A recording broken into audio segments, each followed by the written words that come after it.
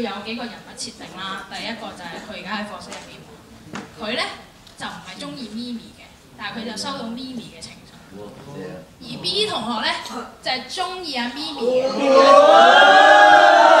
啦，大家唔好起哄嘅，係中意咪咪呢啲嘢。好，跟住咧，然後呢個 B 同學咧同阿 A 同學就當然係 friend 啦，即係坐埋一齊，大家見到啦。咁所以咧，呢位同學偷睇呢封情信嘅時候咧，亦都冇 expect 過呢位 B 同學會走入嚟噶嘛。好啦，咁一陣間你入嚟咧，見到佢咧喺度偷睇緊一封信，你就好好奇，想拿佢封信嚟睇。咁你一睇到係咪咪嘅時候咧，咁個反應又俾你哋演員自己有啲空間自己做。你做呢個，你好衰喎。好嘛，你記住你係中意咪咪，而發現你個 friend 有一封屬於咪咪俾佢嘅情信。